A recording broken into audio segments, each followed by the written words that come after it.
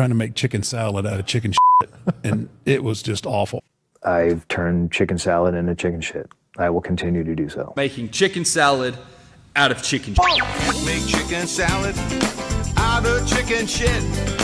People is as people does, that's all there is to it. But a square peg in a round hole just never seems to fit. This is Bianca Belair. Hey, this is Kevin Owens. Hey, it's Seth freaking Rollins. It is the man, Becky Lynch. It's Rhea Ripley here, and you're listening to Wrestle Radio Australia. Welcome, everyone, to your longest running Australian wrestling podcast. This is Wrestle Radio Australia. This is Making Chicken Salad. Was that loud, Jamie? Very loud. Sorry, brother. I was getting a bit of enthusiasm out there. I apologize. This is Wrestle Radio Australia. I did. This is Wrestle Radio Australia. This is Making Chicken Salad. This is the one where we talk all about Australian wrestling and all the wrestling going on around all the corners of the world, whether it be WWE, AEW, New Japan, Noah, because it's different. All of that thing, we cover it all. Welcome. Because it's different. Because it is. It's not the same thing. New Japan Pro Wrestling is not Noah. Pro Wrestling Noah. It's a very important distinction. I think so. I'm your host, Todd Eastman, the best manager ever. And Podfather, as Lachlan calls me, of Wrestle Radio Australia. I am joined by two now, the stalwarts now of Wrestle Radio Australia, I reckon. Jeff Setti, how are you, my friend? I'm going fine, thanks, Todd. Lachlan, we hope you're all right, and we hope that you enjoy the camp. Is that what he's doing? I don't know. Yeah, he is neck deep in OHS. Yeah, no OHS crap. I would not envy to be him right now. No, as soon as I saw the words risk assessment, I went, oh, fuck that.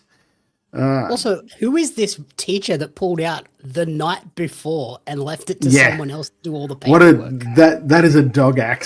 Such a dog act. Dick. That voice you're hearing. That's the team member on your group assignment changing the font right there. That's what that is. Yeah. I did a lot of work. Or the guy coming in on the last day going, all right, guys, what have we got?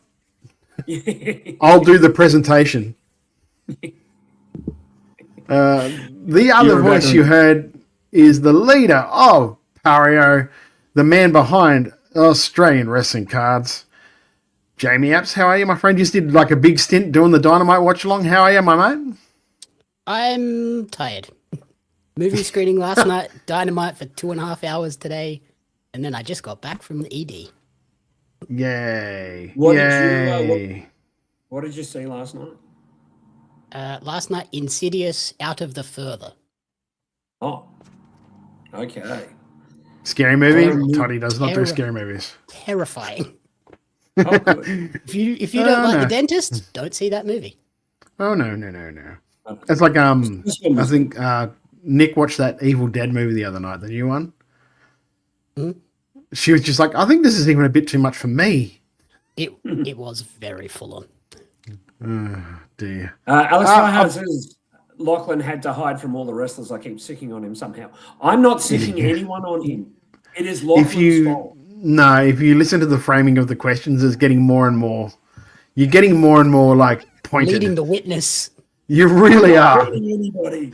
Any objection would get sustained. Objection leading the witness. Hey, I present something at the break, all right, to offset anything you've got to say. Right you are. Before we get into the show, a little bit of housekeeping. Last week we reviewed Renegades, and during that review, we talked a little bit about them using AI during the show. While we think that's important to talk about it, I do actually want to apologize somewhat to Renegades of Wrestling, because I should have reached out to you guys and asked you about it first before we talked about it on the show. It wasn't intentional. It was just something that came up during the show. It's possibly something that I could have reached out to you guys and say, hey, do you have a comment? That is obviously and honestly a misstep on my part, and for that I do apologize. I don't apologize for talking about it, because that's something we will do. We're not going to do it every week, because I think like if we're talking about AI everywhere, we're just going to run it into the ground, and I don't want to do that because it's an important thing that we should be taking seriously. So yeah, I do apologize for not reaching out for a comment beforehand. I again don't apologize for bringing it up because it's an important issue nowadays in all the arts, not just wrestling. So yeah, moving on from that. We had a great show to watch this week. It was Mayhem Pro SLAMBOREE. It was their big one before Mayhem Mania that happened last weekend. Yeah, this weekend just gone. Last weekend. Yeah. Just gone. Yeah. Sorry, bloody DJ. I loved your work at Y-Bar. Thank you. The show was great after such a long break. Well done, Todd. Thank you. I hope Noosa goes off for Y-Bay. You all deserve it. And if it means Y-Bay can stay viable, that's a win for everyone. That's what I hope. So yeah, we are doing a show at around the Noosa area. Our next show in October. So we announced that at Wide Bay this weekend. As a side note to that too, Mitch and I worked a kid called Whiplash from QWA. Really good kid. Really like a real good talent. So I highly recommend him to anyone who, if he reaches out to you. Really good kid, listens, very good worker. Very impressed by the match we had with him. So, yeah, moving on. We were talking about, like I said, Mayhem Pro SLAMBOREE. Again, it was the show right before their big Mayhem Mania 3, and it was very much a show that led into that big show. Again, I hate saying it, but Lachlan has somewhat trademarked it. It's free on YouTube. You can go and check it out. So I highly do encourage you doing that. But we're going to talk about it right now. The first match of that show, the Musketeer taking on Matt Farrow, or defeating Matt Farrow. It was very much a Musketeer, sort of like getting Musketeer ready for his match with Mitch Waterman at Mania. What did you think of the match, Jeff? These two guys are two of the younger up-and-coming Melbourne wrestlers that we're seeing a lot of. We've waxed lyrical about how good Matt Farrow is. Muskie's great as well. His ability to switch from face to heel on a dime is very, very good, and there's a nice consistency to him no matter what role he's in. He's a fun character. He's one of these really nice, fun characters. And I think putting him out there in the opener against Matt Farrow is really good. Matt is the kind of heel who can eat pin after pin after pin and go out and get his heat back like that. And I really admire that. I think these two guys match up really nicely, and I'd almost like to see more of them going up against each other in the future. Jamie, what did you reckon, mate? I like this as well. I liked that they both... because this is like the go-home show before the pay-per-view, essentially. They kept this simple, hit their signature elements, just focused on really selling the moves and stuff between spots, and worked really well. Farrow obviously has a great look. I'd like to see him get a little bit more sort of signature appeal in his gear rather than just the base camo look, and lean into that Sam Worthington like parody character that he did in the promo. I thought that was awesome before the match. You mean not Sam Worthington, Corey Worthington. Corey Worthington. Corey Worthington was fun. Yeah. Sam Worthington, totally different person. Totally different. But yeah, I love that part, the like lean into that character because he played that so well in that promo. I'd love to see his sort of whole character feed into that a bit more. I don't mind the camo because his name's Shotgun. It kind of has a link there. So I think the camo is fine, but I think you should put something to identify Matt as that being his. Maybe some, shotgun shells and MF on, but mind you, you may want to avoid putting MF on trunks. I've just realized what I've said. But, some shotgun shells would be good, or something to just spruce it up a little. I agree with you there. Yeah, just something to make it look like it's not just, I bought this off high spots. Well, it's more funny. Like every time I watch him, I just think he looks like TNA AJ Styles. Yeah. Yeah. I think it's like that. I think he wears like a necklace with the the ring. The short, like the short. Yeah, tight yeah. It head, just straight away it thinks that. One thing I will say to be like a little bit critical is I am not a fan of Muskie's finisher, that belly to belly. It just looks inconsequential. It just doesn't look like it's a. It doesn't look like a finisher. Like if and I know what like. Yeah, I know when. Yeah, Bailey's one either. No, like if you're going to do a belly to belly as a finisher, it should look like Magnum TAs. Yeah. Where he actually whips you over, not like picks you up and like you get picked up and gently. Like I think his crossbody is so much better as a move and more impactful as a move than just a crossbody. Muskie's the also discus lariat as well. Yeah, he's got a lot of stuff that he can use. Plays into sort of the musketeer character of like you're slashing them with a sword type deal as well. Yeah, 100%. And Muskie's got a lot of height, so even a power bomb would work for him because he's. I just don't think he's got the size for the powerbomb. True. Yeah, the lariat's probably the best compromise. Yeah, it's lariat or that crossbody because his crossbody looks really good. Like there are people that just look like they're diving and there are some people that just have lead in their ass and as soon as they jump, they automatically body goes like that way. Even though it's a crossbody, their body's still. He seems to be horizontal that whole way, which is really good. It was impressive. Macho Man Eddie Savage says if they want me to take the Musketeer more seriously, he needs a more serious character. I suppose that is more that will come in the fullness of time. I think more growth as it, and like I do like that he is filling out as well.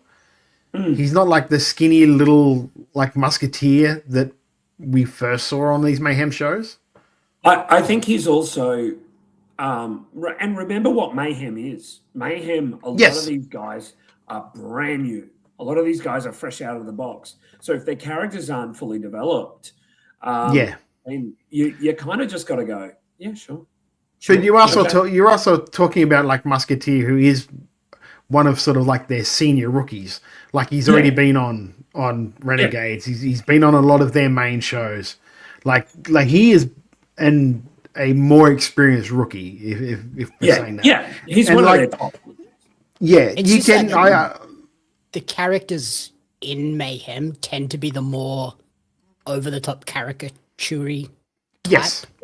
Yes. Because that's what you give a rookie at the start. Because like, here's something that you can really latch onto as focus on being this guy, and then you can develop that into a more rounded, and also, real character. Yeah. Also, the crew at Mayhem want to develop a family-friendly show. Yeah. And you don't get much more family-friendly than the Musketeer. Like, the guy's just, really, really family-friendly and fun. And I think that's what they're going into more than the serious kind of blood feud stuff. Even though the feuds are quite heightened, it's very much a family show. Yeah, and I get it. Like this match was good. There was definitely spots in it where you can see the. I say this in the most respectful. You can see the greenness in like a Matt Farrow, where like he'll just be waiting and waiting and waiting for the guy to turn, and not just trust that the guy will turn by the time you get there. Which is a key thing and something you learn as you move on and get more into the business. You just learn that this guy's going to turn around. I'm just going to come for him. And again, that will develop in the fullness of time because there is a hell of a lot of talent there with Matt Farrow. I get what you were saying, Jeff, when you say he could eat pin after pin. I don't want him to though. I'd like him to get a couple because eventually that will stick. Oh yeah, I definitely don't want him to, but I don't think he'll go out there next time and just be over like Rover. He's that kind of guy. But yeah. Moving on from that, we had TJ Wilde defeating MJ Russo in what I thought was a great match. I love Russo's character. He's a very good, like he is very much like feeling, it looks like he's feeling a lot more comfortable in this role as sort of like the the almost psychopath-looking guy because he's got that look down. It looks really, really good. Jamie, what did you think of this match? Break. I like it. Yeah. He keeps getting these losses that are kind of unexpected, and it's just breaking him and fracturing his mind a little bit more every time out. And yeah, it was a shock loss, but it also worked well with the storyline that they're telling with him to lead him down into that psychotic character. The one thing with this is this match was quite the commentary trap. TJ versus MJ, and it was a lot of like poor Sally had real trouble with that. Yeah, a lot of crossed wires there, but otherwise really good. And TJ is certainly working hard in the gym as well. He's looking more and more like a star every time he comes out. And yeah, I like both of these guys. I think there's a lot of potential and high upside for them both. Yeah. Also interesting to note that MJ Russo is also part of that Spider camp that will be happening soon. So I expect a lot of growth coming out of him in the next 12 to 18. This entire Mayhem roster. Yeah. He's already grown so much from being Zed Nitrox, who was like in Happy Gas, the team. MJ is really one of those guys who, a year ago you'd have said he was a bit like Whiplash, in that wherever he goes, you can see he's learning and growing. He's now at the point where he's just beginning to really hit his stride, and he gets amazing reactions. I like TJ Wilde, and I like the story they told behind this match of Russo almost being, I'm taking this guy easy, because that would lean into his arrogance. Like the character of Russo has such wonderful, cocky, self-assured arrogance that this defeat would shock him. And it just, he was showing that on his face in the aftermath. I think we're going to see MJ start to challenge higher and higher. Yeah. I also want to mention that the commentary team did a great job on this show. Before, we've been slightly critical of Mayhem, but I think they've worked out some of those commentary jinx of having the 3-man booth, and I think it really hit its stride a little bit during this show. Zali did a great job, and Matty is always great. Matty Huss is always really on point and does a fantastic job. So if you're listening out, Matty, well done. Yeah, Alex Farhart said hair is hair no matter where after the beard grab was a great call. It was. I will say to what you just said then, Jeff, about the commentary. I like it. I like them as a team. I think they need to temper some of the things that they say. Yeah. Not everything is amazing. Not everything is the best thing they've ever seen. Because if you do, you don't leave yourself anywhere to go. Good point. And I noticed that's like a trap that Zali falls into a lot. Like a lot of stuff is like, this is amazing. It's amazing. Like, no, well then what's the next match going to do? Like, because if you say everything is amazing, then nothing is amazing. You need to. I think because she's still quite new. No, 100%. Like, and this is why I'm giving constructive criticism. I'm not saying she's terrible and she shouldn't do this anymore. Hang up the mic. I'm saying temper. You need to learn to temper these things and use that at the right time. There are times to use that stuff. You just need to be judicious where you say it. I want to pick up on something Alex is saying here. They like the team of 3, but all 3 being baby faces feels a bit off. I don't agree, to be honest. I think that benefits Mayhem because it's part of Mayhem's presentation to be family friendly. A lot of people, I don't know if you saw, but during one match, and I cannot remember what it was, there was literally, it was when Erica and Jahari came out, there was a child standing by the barrier who was jumping up and down with joy anytime Erica did something. I don't know if you boys picked it up, but I did. And I think that having a 3-person babyface team kind of leans into the enthusiasm and helps maintain the enthusiasm for younger fans who aren't necessarily going to be able to go to every show. So I think it's really nice and important that they do. I would also say like Matty Huss is more. He Neutral. does feel like a impartial commentator. He's just there. Yes. Yeah, he's calling calling it down the stuff. middle. Yeah. Which I think breaks it up. If it was all three really forward babyface commentators, it could be a little bit sickly. But I think because he's right down the middle, just broadcaster, it's fine. I'd also like to mention, this is a me thing. I apologize about my voice. If I put it on an English accent, I'd sound like Roy from Ted Lasso. I'm aware of that. Don't fucking smile at me, Jamie. I can't handle it. Right, Somehow I think this was just a setup so he could do that. Yeah, that was it, mate. No, that wasn't it. So I apologise if people are having a little bit of problem hearing me. I've got a bit of a fuck voice tonight for some reason. Got a bit of a tickle in his throat. He's got his hot tea there. Michael from Moonsault Press says, seeing Erica interact with kids at Mayhem shows is so special. Yeah, she has a great connection with the young, especially young female fans. It's great to see, especially because it just like encourages the next generation of girls to maybe go, hey, I can try wrestling too. Alex Fireheart said, such a nice human being. Yeah, she's one of the nicest people I've ever met. Alex Fireheart said that knee drop TJ draped over the bottom rope was gnarly. Seems like he legit had his throat over the rope given the angle we got. There was some really good camera angles from here. There was also some okay camera angles. I didn't mind the GoPro in the corner. Like Andy says he didn't like the corner cam. I didn't mind it because it gave it a totally different perspective of what we normally get to see on shows. I think the one issue with it is it felt like it was in the darkest corner of the room. Yeah, I get you. Maybe if it had been on one of the other corners where it was a bit more lit, it would have worked. This is also their new training facility. So they're probably working out things where they can improve and certain things. The one thing I will say too is that, like, you guys have got to move that barrier out a bit more. From the hard cam, quote unquote hard cam side to the main of the fans, there was no room at all for anything to happen in that.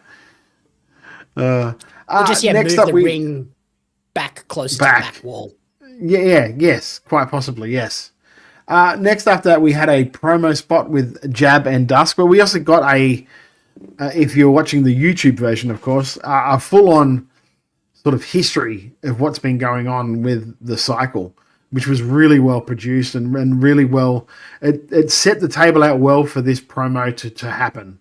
And of course, the promo was with Jab inviting Dusk to join the cycle. Dusk sort of accepts, and then completely turns on Jab and beats the ever-loving Jab out of him. Jeff, what did you think of this promo segment?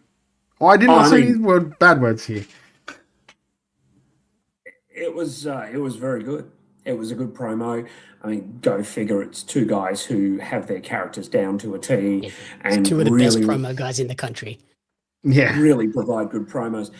If we'd have seen this Dusk at MCW, he would have been a face. He would have continued being a face.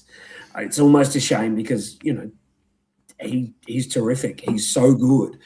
And Jab, like, you can't say enough good things about Jab. The guy's an actor. He's an actual qualified actor. So, of course, he knows how to talk. A piece of trivia, he was Double J on Young Rock.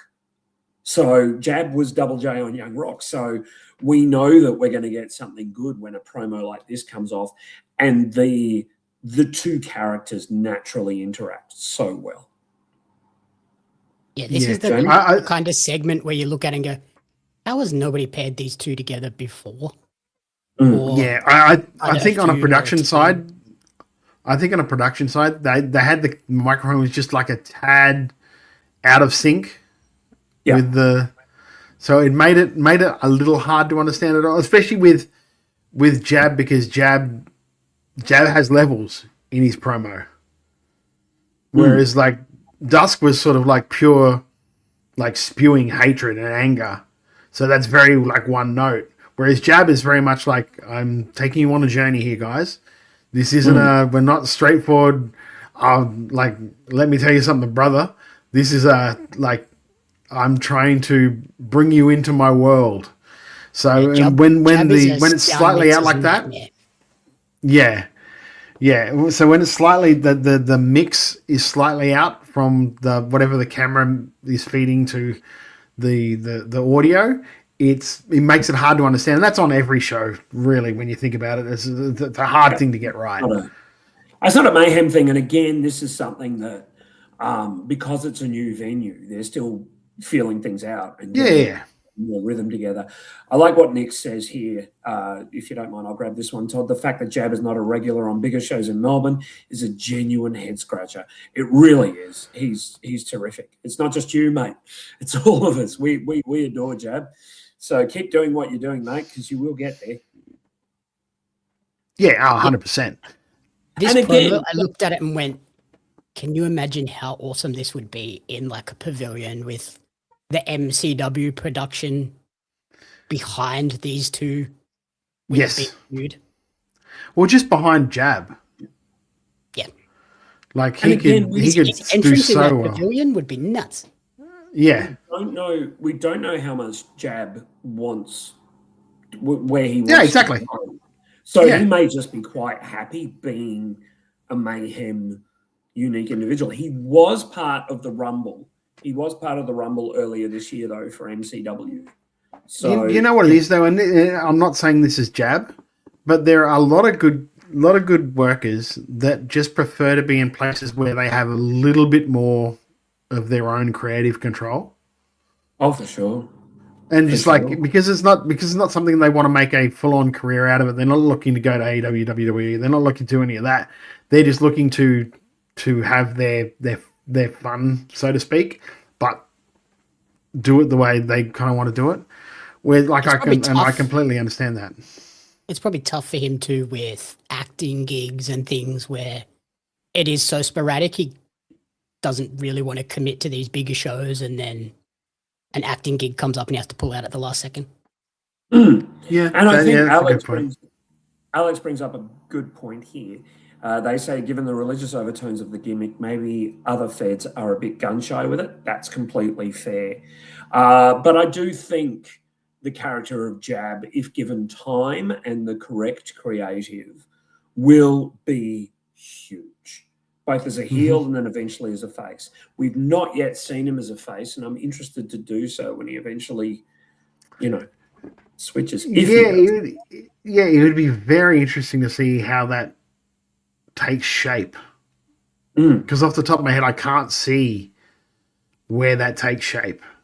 Well, if you remember, you and I were discussing, I'm not sure if Jamie was on the show at that point, but you and I were discussing in the infancy of the Jab-Dusky feud, we were talking about how maybe Dusk will take the cycle and Jab will be the face. I don't know if you remember the conversation. Yeah, I do. It was something that we said. And I think that that's an interesting direction they can still go in. So and also, Jab, getting Jab onto these bigger shows, I do like, if he is going to sort of get that push onto an MCW or a Renegades with a big show, it needs to have a long-term plan into it. It can't just be a one-off. He is the sort of person where you need a storyline built, ready to go. Yeah, and that could be what is not preventing him, but making it harder for him to break through to a MCW like this. Like, we would love to use this guy. We just need to find the right thing to put him into. And until we do that, I would rather that than just have him come out and do nothing matches. Yes. And I say nothing matches in the nicest possible way, but matches where they don't lead to an actual storyline or an angle, when he's such a good character that is built for storylines and angles. Yeah. After that, we had the Mayhem Pro Tag Team titles. Cousin Ali and Pumpin' Paul Fury defending their titles against Killian Bates and Pete Carter.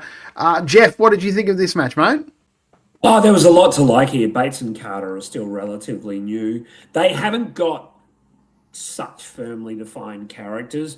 But it was overcome because they did great work in ring, and Ali and Fury are such a fun tag team to watch. They're just your big, friendly blokes. Pump and Paul has such a bright future, and Cousin Ali is just terrific. I like this a lot. The result was never in doubt. It was never a surprise, but a really, really nice match. Had some good back and forth segments and some nice double team maneuvers. Yeah, it was a good little match. Jamie? Yeah, Jamie? Yeah, I like this because it was essentially a squash match. Like, you went into it thinking, oh, this is going to be a squash. They're just going to destroy these guys. But they let Killian and Pete get enough in where they didn't look like scrubs. And and then when they did take a beating from Ali and Fury, they sold it. They sold the hell out of it and made it look like the champs were huge monsters like they are. And I think Pete and Killian are those perfect roles for, like, perfect characters for that role of, like, kind of the bumbling fools who are just getting by on, we can do this, the overconfidence, and then things go wrong. And they're like, for me, they were like the sticky bandits from Home Alone. Where it's like, you think they're going to do it, the wet bandits. Like, yeah, they're going to do it, and then something just goes wrong and it all just falls apart, and then the champs overcome. Really fun. Yeah. Alex Barhart says, big ups to Paul Fury for continuing the selling of the leg to the point where he basically hits the Fury driver on one leg. Not to mention, or not forgetting to sell after the match too. Yeah, that's a big thing for me, is like not forgetting to sell after the bell. Because there are a lot of people that just completely forget that. Yeah. And they're like, I've won the match now. Yay! And the nicest thing about Pump and Paul is the bloke that we see in ring is the same friendly bloke that Paul legitimately is. He is just a lovely, big, friendly bloke who clearly loves wrestling and always has a smile on his face. I think this team with Cousin Ali has really, really begun to see Paul become even more mature as a wrestler. And in that case, well done, Mayhem. It's achieved its goal. It's great. Yeah. As much as this match was okay, I think this match was just okay. It felt like a match that was there to be on that card. Do you know what I mean? There was no real stakes to it. There's no real moving forward of anything else. There was no real, it was there to be there to get those guys out there in front of that crowd because they're over. Which is nothing wrong with it. It was just a match that had to happen. Yeah, and it was like the match on a Raw before a pay-per-view, like get the champs a win. Just get them another tick on their column. Yeah. And as such, it was good for mine. Yeah. Next after that is that we have a 6-man tag match with a team that you might as well just went out and... No, we have Mitch Waterman against Matty Haynes. Oh, sorry, I have skipped that. I apologise. Oh, look at Mr. Fucking... I would have got to it eventually. Did I miss something? I would have got to it eventually. Todd, what did you eventually think of Mitch Waterman? I don't want to talk now. No, you know a fucking show. Talk about it. All right, Jamie, what do you think of Mitch Waterman and Matty Haynes? Yeah, what did you think, mate? I enjoyed this. I didn't realize how tall Matty Haynes was my first thought. I stepped into the ring and then Mitch came out. I was like, oh, Matty's a lot taller than I expected. I love Mitch just being able to slide back into the old school, cocky brat pack version of himself, where he's just detestable as in that role. Even though his moveset doesn't really change, it's just the way he acts towards the crowd, and that's that veteran thing of, like, you don't have to change everything about your persona and presentation. It's just a few little things, and it changes how the crowd reacts. And then on the other side, Matty, I was really impressed with. He hung with Mitch, which is not something everyone can say, and made it believable at points where you're like, are they going to do the big upset win here? And even Mitch's face at the end, where he just kind of looked at Matty like, geez, you pushed me right to the limit. That sets Matty up as a star moving forward, even though he lost. Yeah, exactly right. I'll just want to go through some comments here because this one has sparked some comments. Michael from Moonsault Press said, love Matty Hayne in this. He's been impressing me so much in the last few months. Macho Man Andy Savage says, Mitch has such aura as a heel. I'd love to see this shithead in MCW. Nick Galea says, Waterman vs. Hayne was really good live. Hayne as the likable technical babyface suits him well, and Waterman being the mouthiest heel is great. Even compared to the Brat Pack version, he was never this grumpy before. I think when he was with the Brat Pack, it was hard to get a word in around his partner. Yes. I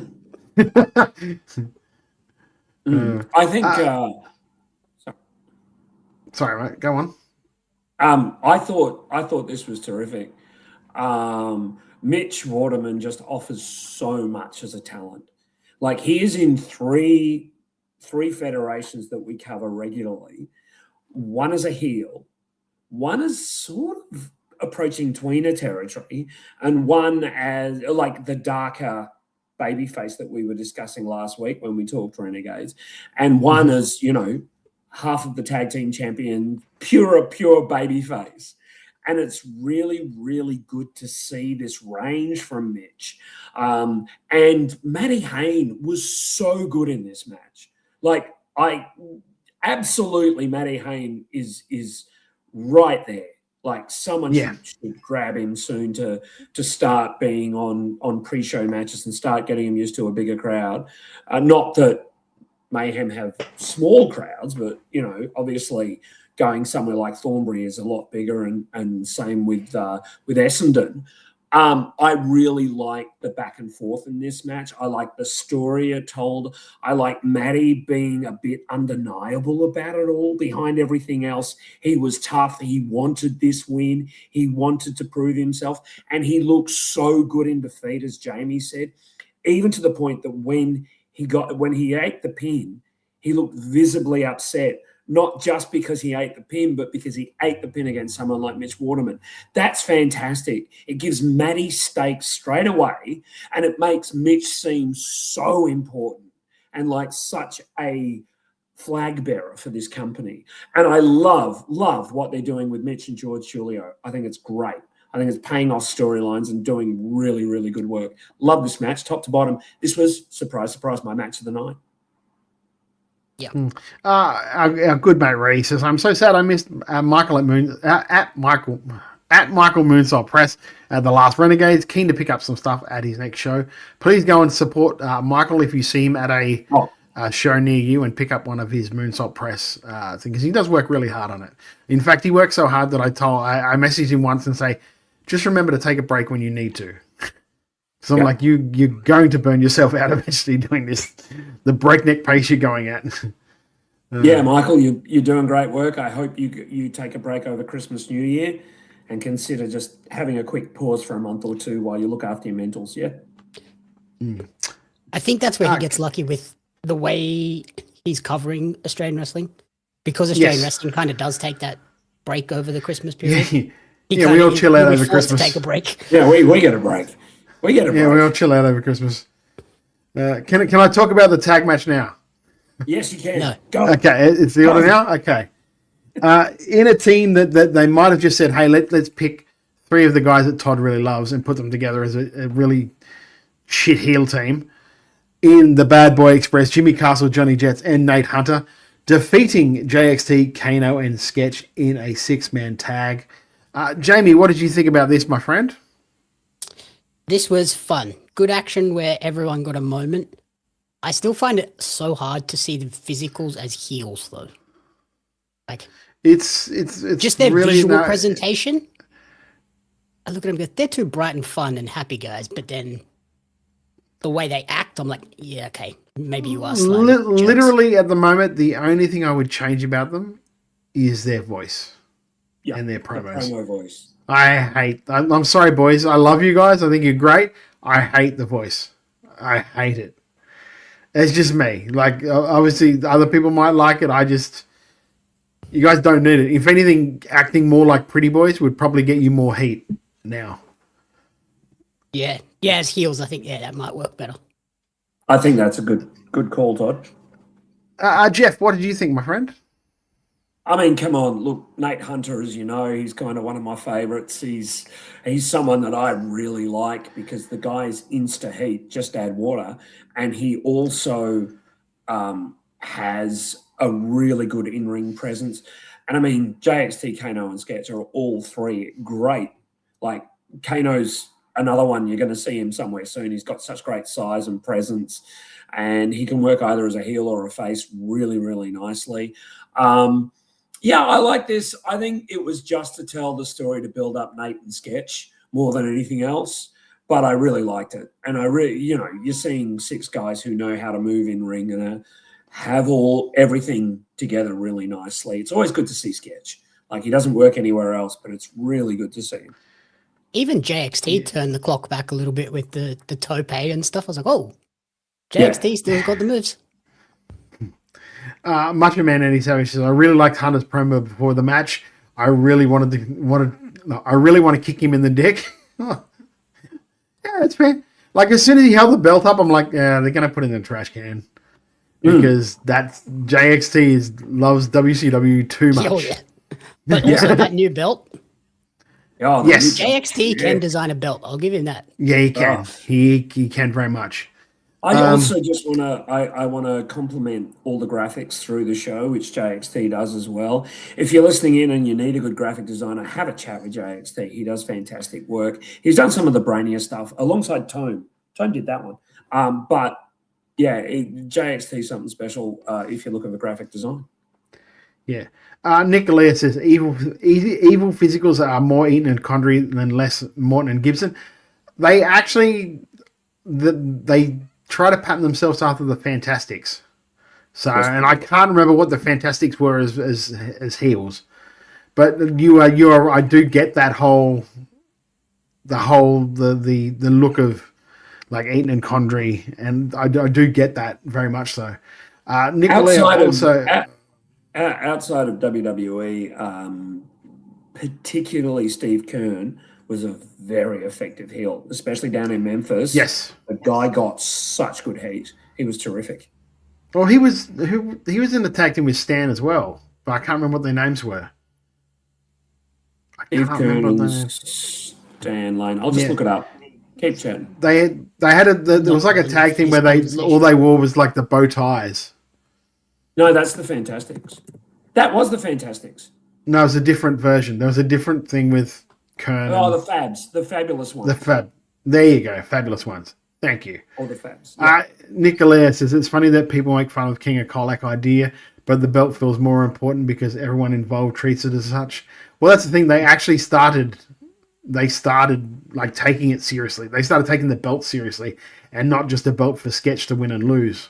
And that's when it became. Yeah, they've made it the actual secondary title for Mayhem. Yeah. I like this. Nick Galea also said it's a deep cut for Todd, but Jimmy Castle reminds me of Tracy Smothers, which pops me. Anyone reminding you of Tracy Smothers can only be a good thing, in my opinion. It's not just a deep cut for Todd, Nick. Yeah. No, I saw somebody posted about him this week too, Tracy Smothers. The whole thug thing. Because thugs haven't got time to learn to spell. I love that. Great. It was such a good promo. Andy said there was a light in the upstairs room that was pissing me off. They turned it off during this match. Little things I think are worth being mindful of. Yeah, it's hard to know that especially when you're not seeing what you're recording at the time. This is all in post, so you don't know that light's happening at a certain thing until you go to edit it. Yeah, this will be a next time they run a show here. There'll be curtains on all those windows. Yeah, I'm literally like tonight or tomorrow going to start looking at footage we had from Widebay on the weekend, and I'm dreading it because I know there's going to be stuff I hate in it and I can't fix it. And there's nothing to do now. No, it is the editor's curse. I feel. Moving on from this 6-man tag, which I really liked, was the Mayhem mosh pit in a match where I think they put all these guys together because I thought Todd might have to read them and then completely ruin and butcher everybody's name. So here we go.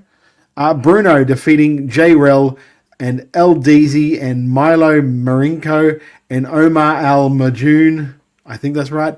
And Skittles Huxley. Majun? Majnun. Okay. Majnun. Okay. All right, I get it. Fuck. When they come out with these names, do they think that they think, well, no one's ever going to have to say my name, so I'll make it easy. Well, that might be his family name. That might legitimately be his shoot name. So we need to be a bit. No, well, if it is his shoot name, then he would know that it's hard to be pronounced by people. You change it slightly. Yeah, you got to. I'd say growing up in life, you like chantable. Yeah, like growing up in life, you do realize every now and then. Hang on, like my wife spells her name. Like my wife's name is Nicole, and it's spelled the French way. Do you think it doesn't annoy her that she has to say that every time? Hey, just look down at my name for a sec, pal. How many people? Yeah, how many people do you think fucking still spell my name? They've known me for years, and they still, dear Jeff, Jeff.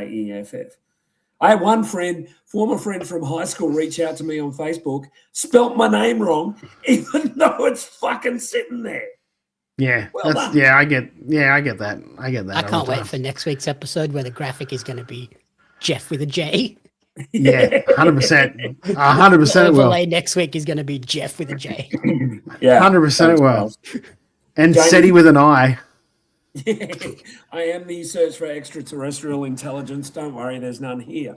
All right, go on, Todd. No, you go on, mate. What did you think of the match? Oh, thank you.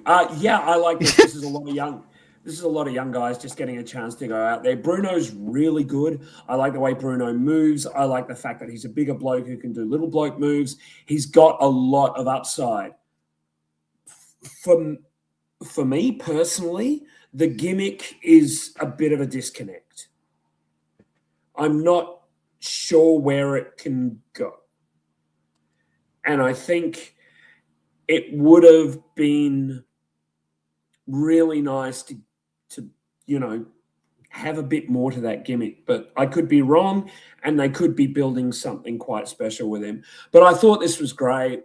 I liked the way everything moved on this, and Bruno's great. Like, yeah, the right person went over. Jamie? I kind of agree with you on the Bruno character.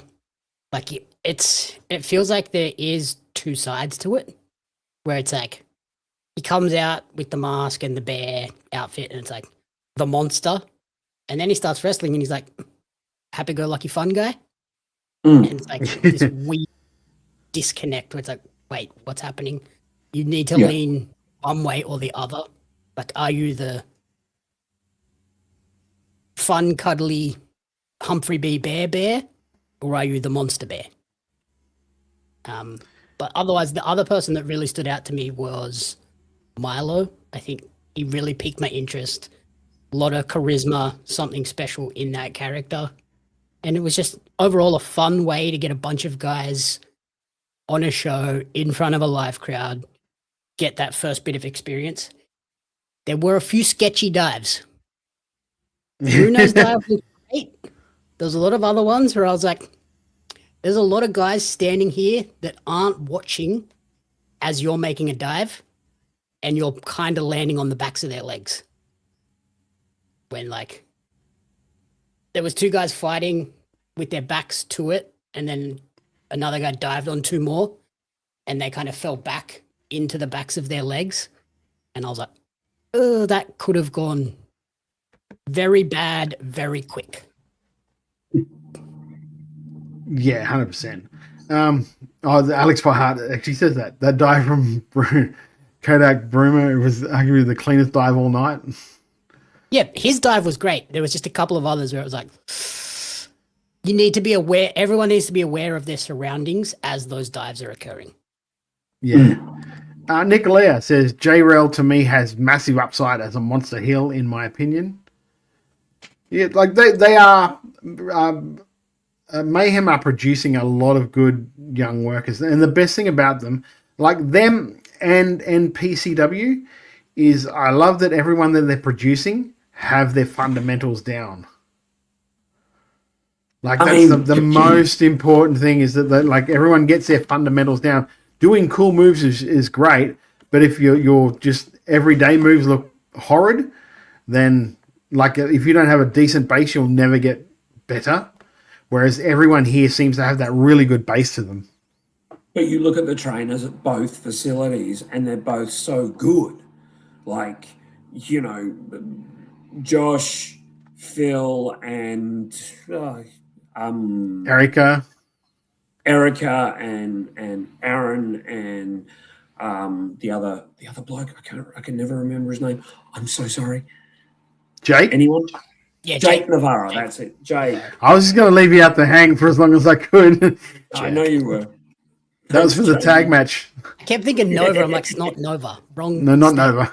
Jake Not Nova. Navarro. I mean, these guys are great trainers who are producing fantastic talent. And then over at PCW, of course, you've got Cletus, you've got the brothers, the Tag Brothers do some training there, and obviously the champion does some training there, and Aisha does some training there. So you know that you're getting good training in those rooms. But it's like you've got to learn from the ground up. Like get your fundamentals right and make sure that you drill down on them. And obviously that's what all these guys are doing. And that's why the people they're producing have solid bases to build on. And that they, like, more often than not, there's not a bad one that comes out of there where you're looking at them going, I don't know why they're on the show. There's no way they're ready yet. Like I can honestly say there's not one person I've looked at on these shows and gone, that they're not ready. Why are they there? Do you know what I mean? And I can't say that for other places. There are other places where I look and okay, maybe a bit early. And it's why they're progressing so quickly as well once they do get on these shows. Yes. Yeah, 100%, because they have that solid foundation. Yep. The only way you can build a good house is solid foundations. We move on from that mosh pit to Ben Barnett defeating Tommy A. Jamie, what did you think of this is the other version of Ben Barnett that we get to see. Aside from Rod Long, last week we saw Rod Long. This week we saw his suspiciously same looking mate, Ben Barnett. Yeah, like I think having seen him last week as Rod Long made me go, yeah, I kind of prefer the Rod Long character. It just feels like it has a bit more personality and oomph behind it. Like this one kind of just like the Ben Barnett just kind of feels like, oh, he's just a big dude. Whereas like Rod feels like there's something that you can sink your teeth into and have fun with. Whereas this is just like big meaty men slapping meat. Yeah, see, Ree says literally my new favorite wrestler. Whereas Alex Whiteheart brings a very good point up. Probably wouldn't have Rod Long on a Mayhem Pro show.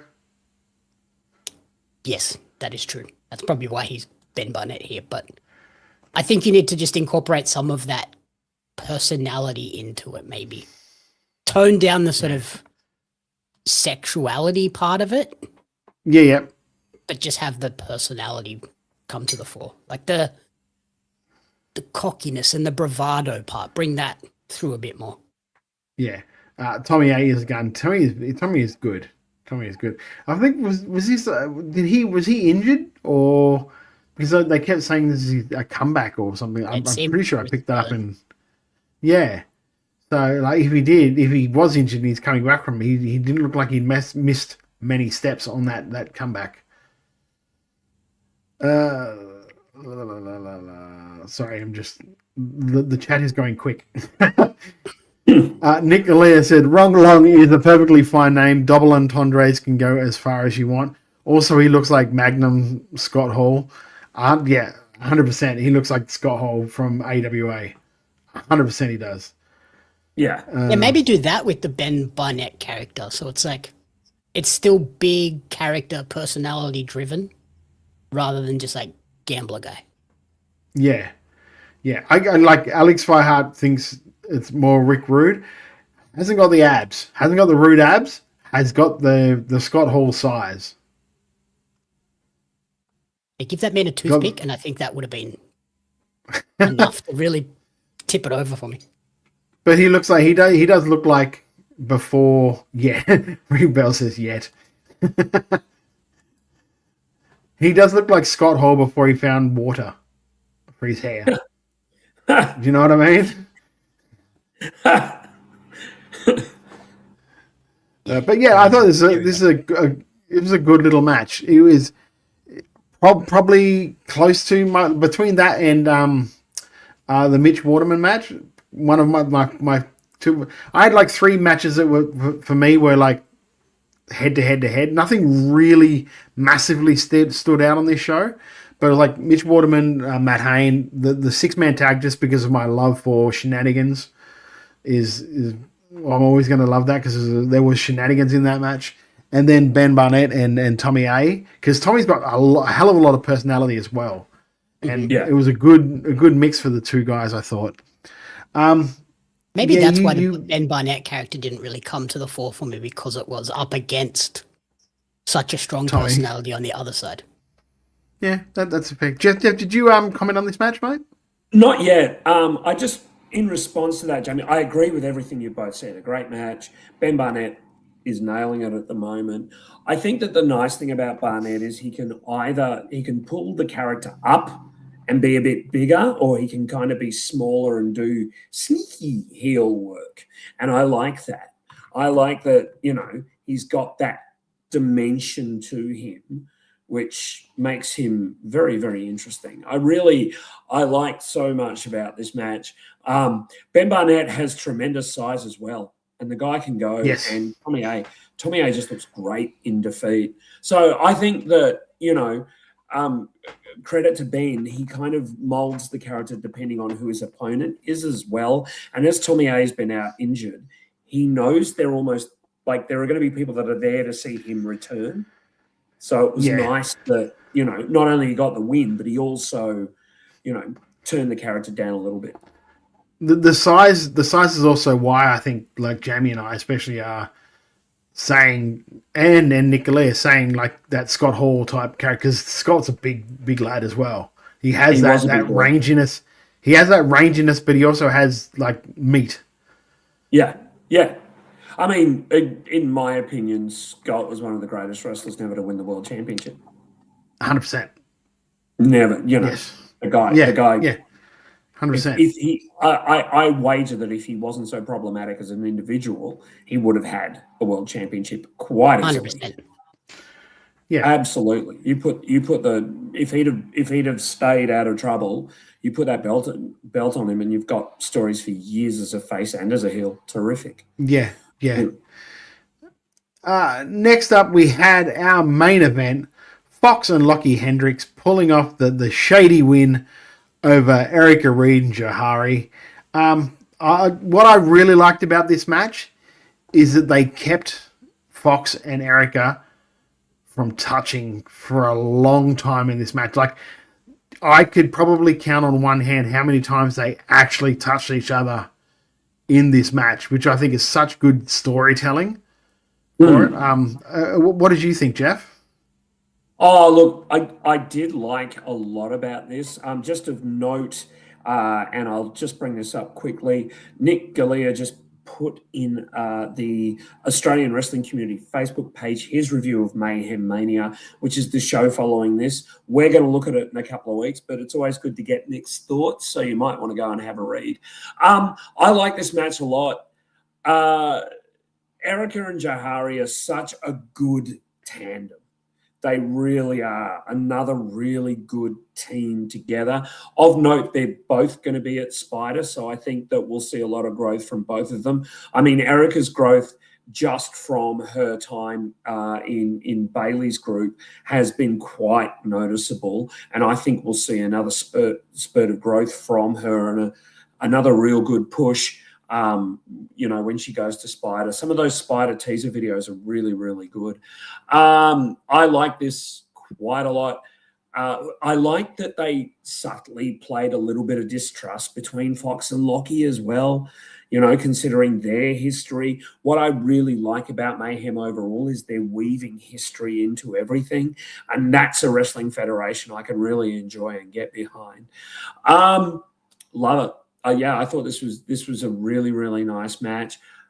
I would have put this on earlier, maybe. I mean, I don't know, because Erica is so over there. There are literally people who, like kids, are nuts about Erica. As a side The thing note, is, though, like, you could put that on earlier, but then what do you have main? What do you have as a main on that show? True. That is the main. Like Erica's the main. Yeah. And Lockie Erica is the champ at the time. Yeah, exactly. Erica doesn't sort of go out and interact with the fans at times because obviously, you know, she's busy, she's got stuff going on. But nobody else would sell merch if she did. That's true too. But at Mayhem, she's always front and center. She's always meeting the kids and talking to people and always smiling and is really, really good. Yeah, you're right. There couldn't be anything else that main evented this show. And it was a good match. Jamie, what do you reckon? I really enjoyed this. That pop for Erica and Johari on their entrance makes you, holy cow, this is a team. Like, hard to like Alex says, I don't think Erica could ever be a heel again in Victoria. She's just so beloved now. She would have to do something absolutely deplorable. She would have to basically murder Johari for anyone to hate her. I think it would be similar to when Chevs joined North Shore Wrestling, in that it took about 8 months before anyone was even prepared to boo her. And then they kind of slowly started booing her. I think it'll be much the same. Erica is just so over. Wherever she goes, she gets huge cheers.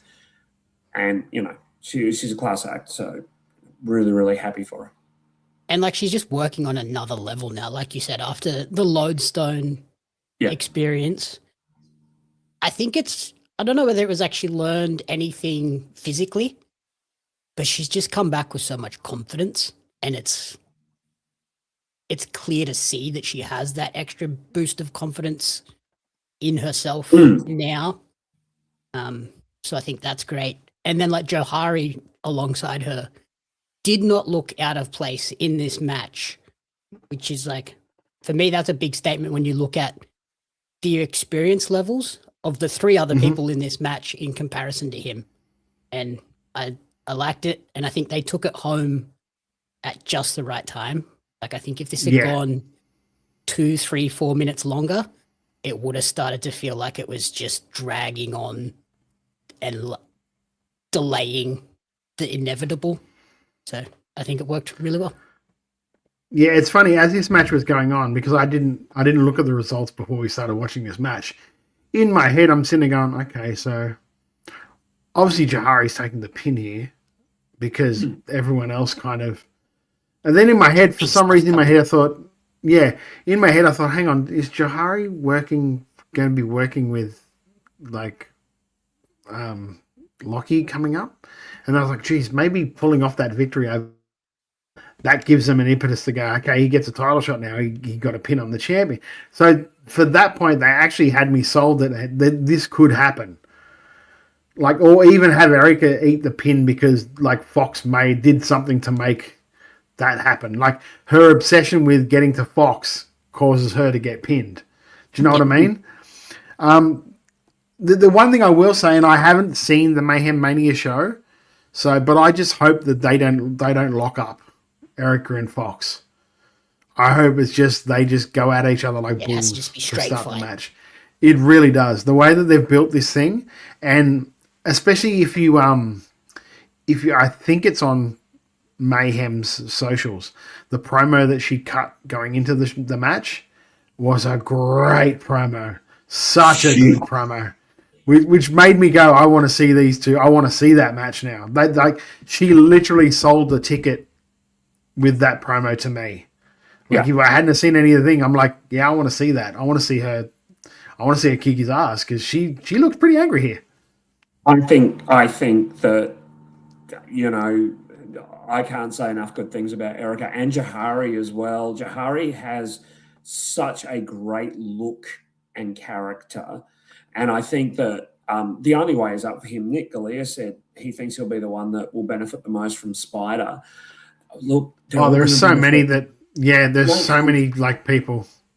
Nate's going to come back incredible. Like, Nate Hunter's going to be in such good form when he comes back. If anything, there'll be people benefiting in different ways, and we'll talk about it when it comes up because we're going to talk about everyone who's named on Spider and all of that stuff like in a minute. So, but yeah, there are so many people for different ways will benefit so much from this thing. After the match, I think your boy Mitch should wind up shooting some kind of car accessory commercial. Yeah, of course. Brakes and rotors. After the match, of course, we had Isaiah or Mitch Connors come out and confront Lockie to really set up that main event which was a good for things for them to do, because after the match, and I'm like sitting there going, well, if that's going to be the main event, they haven't really built it up very much for a main event for their Mayhem Mania. Like for me, if I'm watching that show, I'm thinking the main event for Mayhem Mania is Erica and Fox. And by the way, Fox is great in this. I love this character turn of his. Like, there is no fun time in Phil anymore. It is just like angry, like I don't know why it would. Yeah, bitter, like very Raven-y, but without the full on. Even with the kilt. Yes, yeah, 100%. Yeah. I really, really like. Hats off to him for the change in character when it comes to that look and the way he carries himself in this version of Fox. I really did put it over. So Mitch confronted or Isaiah / Mitch, and the crowd are just baying for Mitch to come out and not Isaiah. They're just baying for it, which is a perfect move from the booking team, that they've got the crowd doing this for him, where he doesn't have to do that, because like you could have something where he beats Lockie, and then Jab comes out straight after the match and demands that he turn it over to him as an offering to Jab. You know what I mean? And then they're off to the races there for that whole angle. There's so much stuff they can do with it. They're also not having him cut promos of like, I'm not Isaiah, I'm Mitch now. Like, yeah, letting the crowd do that turn for him. Yes, yeah, he isn't quite doing it yet. Like he let Jab shave his head. Yep. The whole thing coming around. Like I enjoy all of that. There is so much good storytelling, and we've said it before for Mayhem. Such good storytelling all over the park when it comes to that product. There's something really interesting about Jab not having that title and Mitch having that title. Soft spoiler not a soft spoiler, but there's something. There's a story there, and also what's Hendrix going to do? It's great. It's great. And Nick Galea says it here when they do the full reveal of those. Oh, spoilers, Nick. Spoilers, Nick. Jeez. Spoilers, Nick. I didn't know that. I just knew the outcome. I didn't even know that. Yes, you did. I sent it to you. You saw it. Yeah, I ignored it. What do you want to do graphic? Well, either way, we're going to, just like you ignored Murdoch. Either way, we're going to, we'll probably look at Mayhem Mania once we see it's online. Oh, I can't do them all, okay? You want to learn how to do graphics? Go for it. No. Screw that pooch yourself. Screw is right. I can't do it. Jamie's sending me stuff when I'm on shows.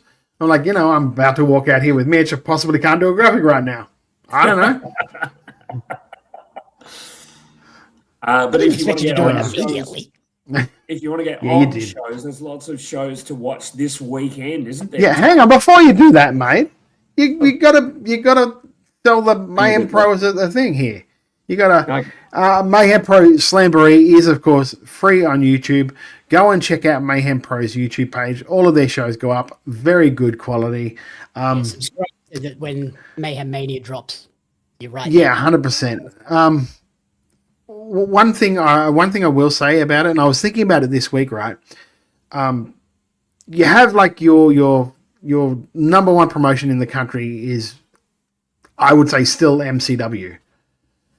There is such a good level of like the number 2 level in Victoria at the moment. Like so many strong like promotions. Like you've got like Renegades, but I put PCW in that. I put Mayhem very much catching up to that level as well now. where there's very, very strong undercurrent of Victorian wrestling and Victorian wrestlers coming through. So it's really, really good to see. Very, very strong promotion, very, very strong group of young rookies coming through, which will take over Victorian wrestling in like 3 to 5 years easily. I can see a lot of these guys doing a lot of really good stuff. Go and check them out before they come big names, because then you can talk about them and say, I remember watching them when they were just doing the Mayhem Pro shows. So go and check them out. Brooksy. Free on YouTube. Substitute. Yeah, we'll see. I expect Brooksy to be gone by then. That's fair. Brooksy should have been gone. So don't try and fucking instigate stuff, all right? Don't try. Don't try that shit on me. Go and check them out. Subscribe to their YouTube channel and support Australian wrestling. Support good Australian wrestling, and that's what this is. Speaking of good Australian wrestling, there is good Australian wrestling going on all around the country while I cue up my music, because I have to be me and Lachlan tonight. Special thanks to Michael Lee at the Australian Wrestling Community Facebook page for this. You should follow that page. You're underwater. You just did a Lachlan. There's action all around Australia this weekend. I'm fine now, thank you. Do you want me to go ahead and do it? Yeah, go ahead, mate. You do it. Well, we can tag off. On Saturday, August 22nd, Slam Pro Wrestling League showcasing the ACT in Mitchell, New South Wales. On Friday, August 21, Newcastle Pro Wrestling Hoose warming at the House of Free Fighting in Gateshead. Saturday, August 22nd, has Pacifica Wrestling Federation, Tribal Warfare 3 at King Tom Club in Endensaw Park, Queensland. Yes. Friday, August 22nd. Hang on, let me do Queensland. Oh, you do. You're not doing them all. We talked about this last week. We did. And it was your idea. I didn't know you were going to take over. Medicine. Anyway, God damn. Up here in Queensland, on Friday, Saturday, and Sunday, Pro Wrestling Australia is at the Viral Food Festival in the Gold Coast Turf Club in Bundall. Saturday, 22nd, Pro Wrestling League, where I will be. Killshot is at the Kedron Wavell Services Club in Chermside. I think there was like 4 seats left for that, like on Tuesday. So it's good luck getting 4 in. 4 or 5 sellouts in a row. Yeah, 4 or 5, something like it's like our 5th sellout in a row, it's a terrible problem to have. We hate it so much. Also, Venom Pro Wrestling have Flatline 5 at the Showman's Club in Yatala. In South Australia, Pro Wrestling South Australia has Undisputed Legacy in the Greenwith Community Centre, and Riot City Wrestling have Heavy is the Crown at the Dom Polsky Centre in Adelaide, which will have some cracking matches on that. The Basso brothers going at it. Banjo Powers and Dean Brady for the Grand Championship. It is going to be a stacked show for that one. Do you want to have a go, Jamie? You can go to Victoria. Victoria. Oh. Okay. What do you want? Mate. Well, Victoria. Anyway, keep going, James. You did my state. I get to do yours. Yeah, you did his state. Go ahead. Victoria, we have Professional Championship Wrestling Slam featuring Evolution and Ignition at the Southeastern Entertainment Centre in Ferntree Gully on Friday, August 21st and Saturday, August 22nd. On Saturday, August 22nd, we also have Lucha Fantastica Exotica Battle Melbourne at the Collingwood Town Hall in Abbotsford. Western Australia, we have New Horizons Pro Wrestling Frothtown at the Claremont Showgrounds on Friday, August 21st and Saturday, August 22nd. And then we also have Explosive Pro Wrestling Hell or High Water at the Point Merrowa on Saturday, August 22nd. And that is going to be a huge show over there as well. EPW, get around it. Support wrestling around the country. If it's in your neighborhood, if it's near your neighborhood, go and support it, because it is the best independent wrestling in the world. Speaking about world and stuff like that, Spider X Body Biz, the whole thing that's going on with Buddy Matthews and Rhea Ripley, and Slex will be there doing all their good stuff. It's been from the 22nd to the 25th of September. We had the last 4 names announced just after we recorded, or the Friday, something like that. It was Thursday night going into Friday morning while we were asleep. Yeah. Yeah, there we go. While we're asleep. The last 4 names, of course, being Nate Hunter, Shay Cassidy, Zeke Andino, and Mitch Ryder.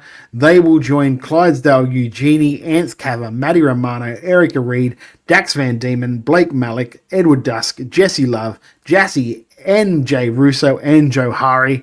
That is a hell of a lineup, and probably a reason why there probably won't be much wrestling going on that weekend in Melbourne. Yeah, it's very Victoria heavy roster, and I'm stoked for Shay Cassidy to be the only New South Wales representative because there's a lot of talent that could have been in that running. Yeah, I like selfishly, there's like 5 Queenslanders, which I'm pretty freaking stoked at, to be honest with you. It is a Jesse. South Australia, which is a shock. No, there isn't. That is a shock. Rhea is from there. Yeah. I mean, probably an oversight. There might be also a thing of, for the first ones, you might be going, I don't want to put all South Australians in because it'll just. Yeah, you don't want to put all of them, but maybe a token Adelaide person might be cool. Or maybe she looked at it and went, they're fine, they got good coaches. I got to here, they don't need my help. They got great coaches. I think, as we said earlier, they're all going to grow. They're all going to be incredible at the end of it. I don't think there's anyone who won't benefit from that. I was talking before, like, people will benefit in different ways. I think you got guys like Jahari and MJ Russo and Dax Van Diemen and Clydesdale and Blake Malik, and those guys will benefit from learning as much as they'll learn as well. You got guys like, and Nate Hunter, of course. You got people like Shay Cassidy, Mitch, Eugenie, Erica, like Dusky.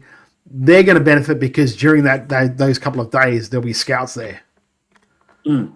Like from both places. The connections they'll make, those like really fine polish elements that they'll get from those people that have been there, done that. Yeah. And also like Wild Angel sort of hits the nail on the head for me. I like the fact that they've got all these names, but all of them are real. Like they haven't quite broken through to being the top line in Australian wrestling yet. So they're just that underneath thing. So like I mean, you could argue that Dusky is one of those people that is a top line, and up here in Queensland, of course, Mitch is probably like a top line guy, but not someone who like we immediately rattle off when you talk about like people like your Brooksies and you know what I mean?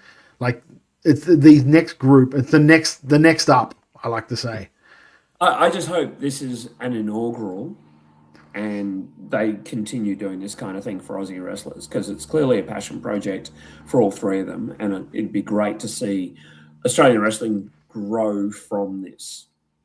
From the sounds of it, it is intended to be a bigger thing of like the next time it'll be a more global search or a US North American search. Yeah, I love that they went, let's just do all Australian for the first one because the 3 people sort of leading this charge are all Australian. Yeah, true. But like it could be like a thing where like we're just going to keep doing this with Aussies and keep saying, hey, we keep saying that the Australian independent scene is the best scene in the world. This is why. These guys aren't even our top line guys, and look how fucking good they are. I think they should just keep it to Australians, to be honest. But as I said, I just hope that it's kept to Australians, but this is the first of many times they do this. Yes. Yeah, let Bailey and Seth sort of open the door for the North Americans. Yeah.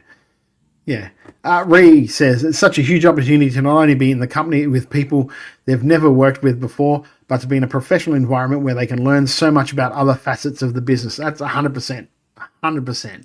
And in one of the coolest looking schools ever. Yeah.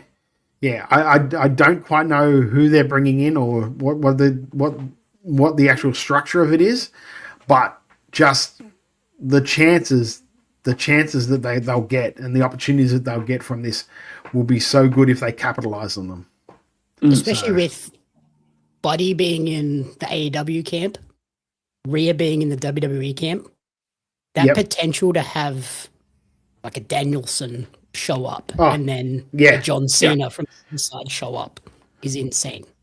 And also don't underestimate Slex as well. Slex has had a lifetime of wrestling and has a career of contacts that are amazing, as well as abs, like just abs. That guy has muscles Yeah. where I don't even know people have muscles. I think he's made a few muscles up. He's got muscles in places that you don't have places. Yeah. Yeah. There are Pretty muscles much. specifically called the Slexes. Yes, And exactly. No, I work Oh no, I pulled the Slex. Jeez, that guy's diet. I don't think he's ever eaten a hamburger. Reconfirm. Has Slex ever eaten a hamburger? It would have been rare. Tuna and rice. Both the burger Tuna rice. and the World Series Wrestling have Mega Mania coming up, of course, in October. Auckland, Brisbane, Adelaide, Melbourne, and Sydney. Get your tickets while they're available. On that tour, of course, Buddy Matthews, we were just talking about, Andrade, Shayna Baszler, Sammy Guevara, Killer Cross, Scarlett, Los Tranquilos, the Japon, Bushi, Naito, and Ryusi. Am I saying it right? I did. There you go. The Iconics also have been announced. Some of the local talent have been announced, well, starting to be announced. In Brisbane, we have Craven, Eugenie, Kyla Knight, and Bo Bishop. And in Adelaide, Matt Hayter and Dean Brady. Also, Victoria was also announced today as well. Oh, was it? Do you know who they were off the top of your head? Mitch Waterman and Caveman Ugg. Ah, awesome. Oh, good to see Ugg being back. Also, we had some big news coming out of Progress in England, Jamie. Sorry, I got you while you're coughing.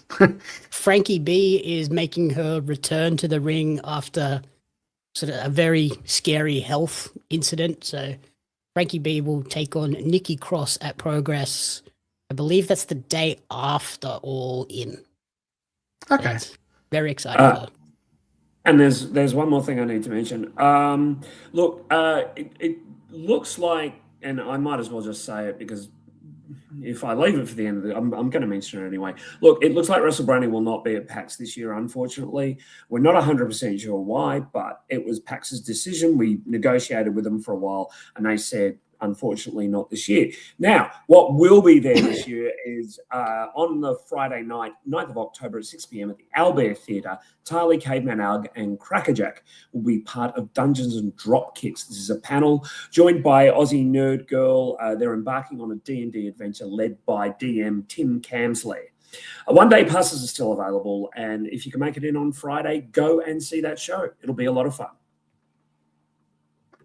Okay, and that will lead us to our break before we come back to talk about how horribly we did on the New Japan G1 predictions, how our AEW predictions are going so far, and all the news around the wrestling world. We've got some promos from Pro Wrestling League coming up, and a lot of stuff like that around the country this weekend, and we'll be back right after this.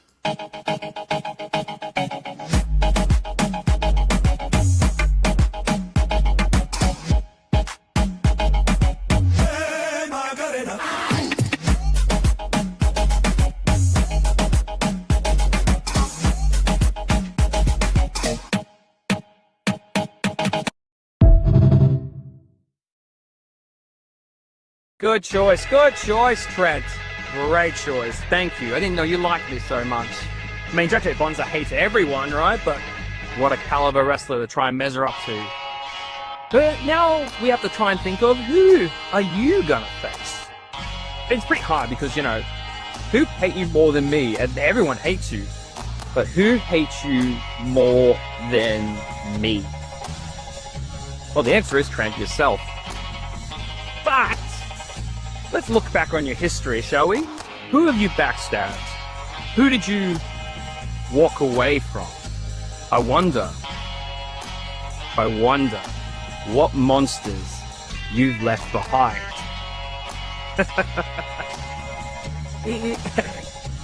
Enjoy it, sweetheart.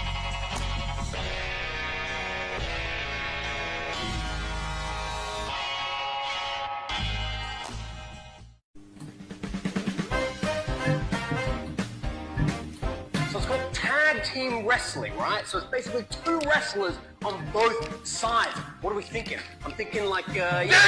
Oh, what is your problem? Okay. What? I followed your advice and look at where it got me.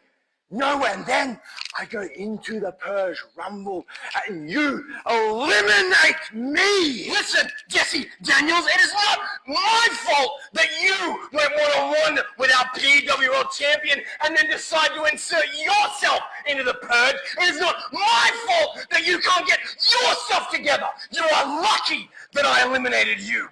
You are lucky that I didn't go further.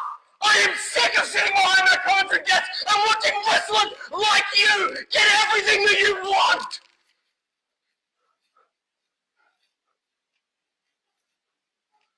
You want to go one-on-one? You want to go one-on-one with Dink? You got a problem with me? We can settle it in the ring. 22nd of August, Kill Shot. I'll see you there. It's not actually going to happen, isn't it? Like, he can't make a one-on-one match. What'd you agree to? What'd you do? That's not gonna happen, right?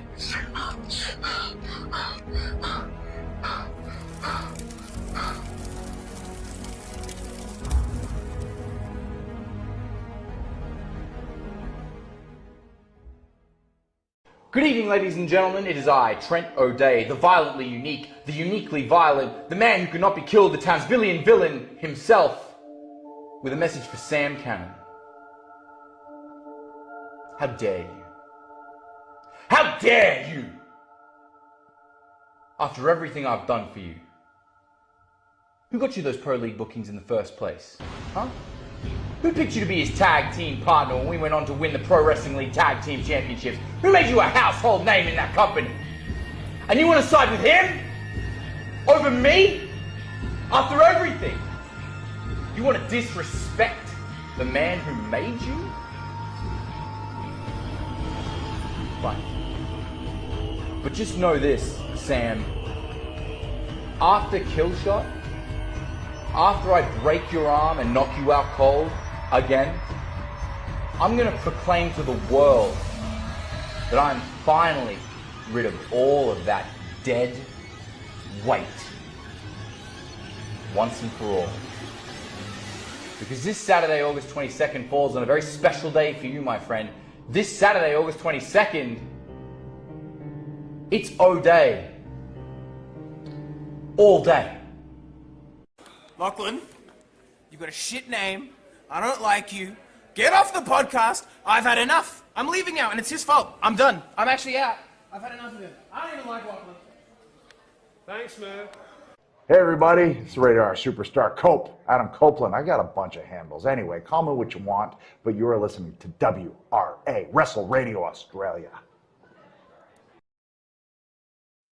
Lachlan copping a drive-by there. That was a good promo, though. It was a good promo. The Townsvillian villain is a great name. Oh, yeah. I like that. Yeah. I did enjoy that. Welcome back, everyone. Wrestle Radio Australia. We are sans Lachlan tonight. He's off doing risk assessments. And I think that's mainly because of people that are after him. We are risk assessment of other Lachlan attacks. We are now talking international wrestling, and in the WWE, we had a couple of titles change on SmackDown this week as Jacy Jayne defeated Tiffany Stratton to win the WWE Women's United States Championship on SmackDown. They're really putting a lot into that Fatal Attraction group on the main roster, aren't they? Yeah, it's good though because they got some good talent and they're able to go. Like I quite like watching them as a group. They're good. They're good. I mean, clearly Tiffany is capable to slip into pretty much any role. So Yeah. And also, they've got to keep that thing active at the moment because God knows the world title seems to be anyone who touches it drops like a fly. So they have to keep bloody. They got to keep that thing moving around, I guess. Also, the Tonga brothers are the WWE Tag Team Champions. Tama Tonga and Tala Tonga defeated Damian Priest and R-Truth and the War Raiders in a triple threat. Their second week with Haku as their quote-unquote manager. It's amazing what just one little tweak to a character or one little tweak to a team can do to the aura of the team. When you got someone like Haku walking to the ring with you, it really does change the perception of the team, doesn't it? Well, it gives them more credibility as well, instantly, because they haven't had the best run in WWE. So I hope they get a decent run with the titles at this point.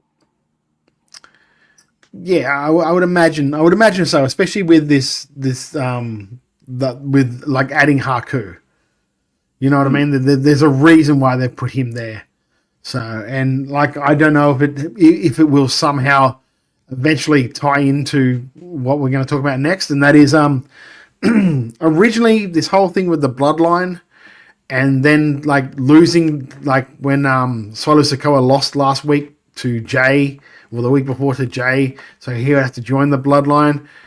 I think all of us were like, oh, great, here we go, another 7 months of, like, him falling in line and doing all this stuff. But no, not at all, because on Raw this week, they had Solo Sikoa refusing to fall in line to Roman and attacking Roman and helping LA Knight and just sort of joining up with LA Knight against the bloodline, while Jacob Fatu just stood there and watched because Roman told him not to touch Solo. So now he did as he was told. Yeah, exactly. So now Roman could like maybe go at him and have like Jacob just go, "You told me not to touch him. I was following orders." And that's another little rift needle swerve we've got in this whole thing. So at least they're not doing the predictable they're just going to wreck shop for another 7 months. Do you know what I mean? Yeah. Yeah. I think the bloodline should be over by now. Been over like 2 years ago. Yeah. Yeah, it's just meh. I don't of wrestling just never ends. While I agree with you, Todd, it's just, just drop the bloodline. For crying out loud, no one's benefiting from this anymore. Really, no one's benefiting. Are they? They're not wrapped up in the title picture at least now, though, are they? Roman's got the title. Roman's got the title. God damn it! But like, I thought they were at least like their own little universe. No, they're not an offshoot at all. God damn it! If it was that, it would be fine, but it's not. Yeah, the fact that it's all wrapped up in the top of the card. Yeah, I'm kind of hoping, and I know this is not going to happen, but I'm kind of hoping that LA Knight will somehow get that title and get away from that thing and leave the family to fight. You mean because then medicine? No, because then at least that title is away from that story. They can do other things with it. But also LA Knight. That's the guy you think. Mate, any port in a storm. Because he's there now. He's involved in it at the moment. He's in proximity. What, would you rather it be Seth Rollins again? Yeah, no, okay, fair. Yeah, at least it'd be something fresh. Cena's coming out of retirement to do it. Oh, God. Moving over to... here in Australia later this year. Yeah, I saw that. Moving over to AEW, because we do have the big all-in card in 10 days. The latest reliable Wrestle 6 figure we can find for all-in is about 40,000. They've just ticked over 40,000 tickets distributed from Wembley, so that's going to be a big show. The setup's for 45, so there's about 5,000 tickets left to go with 10 days. So I would assume they're going to cover that in 10 days, surely, Jamie. Well, yeah, particularly given the very heavy teasing they did today. Yeah. So it sounds like sounds like the New Day will be actually at the show or on the show, not just showing up and like appearing. Like it sounds like Yeah. they'll potentially be wrestling. Yeah, exactly. So hey, who knows? Who knows? We'll just do a quick Dynamite recap. My World retained a TBS title in the 4-way against Sheeta, Statlander, and Persephone. John Moxley beat Jay White to advance in the Continental Cup. Sorry about that, Lachlan. You are now out. Yeah. Of the predictions. Nigel McGuinness also advanced, beating Hechicero, which is And also- interesting. Peggy and I came to a realization: maybe Nigel's retiring at Wembley. That's a good point. So Yeah, I'm like, good point. we should have picked Nigel. Ugh. Yeah. Konosuke Takeshita returned and attacked Kyle Fletcher, setting up the International 3-way. Gabe Kidd returned from the G1 and reunited with the Dogs. Kevin Knight brutally attacked Darby Allin, leaving him stretch it out, which is just a normal week for Darby, really. No, not really. Did you see how he attacked him? No, I haven't seen any of it. He blew the poor man up. I mean, He rigged really? the pyro on the stage, and Darby came out, and then the pyro went off and blew him up. Also, Jeff Hardy him. He Jeff Hardy'd him. And Hangman Page and Brodito issued an open challenge for the trios titles at All In, which sounds like Swerve accepted and said, "Don't say open unless you mean open." Yeah. Yeah, if you said anyone, don't say it unless you mean it. And then Yeah. it's like, it plays into something the New Jay used to say all the time. Yeah.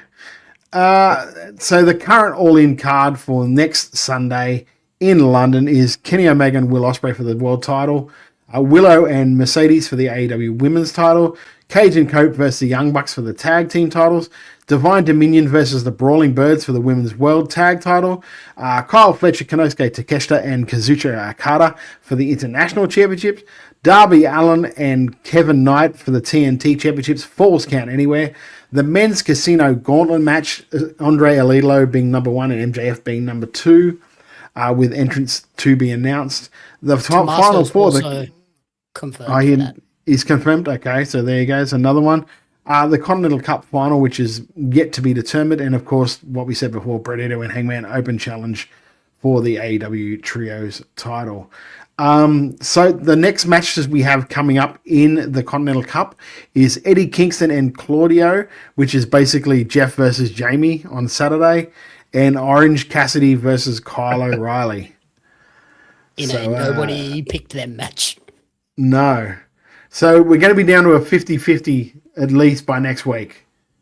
Yeah. It's me and either Jeff or Jamie next week for the way the predictions are going. And then if Nigel wins, we all lose. Yeah. Well, I said to more Jeff. ways than one. Well, I said to Jeff off air, I said I think the final will be Moxley and Nigel. Yeah. It makes a lot of that's sense possible. in Wembley. And then, I think Nigel losing and like retiring in the place where he first saw live wrestling would be pretty sort of full circle. And also the biggest like indicator for me is the fact that he hurt his ankle and didn't just like decide to work through it. Stop.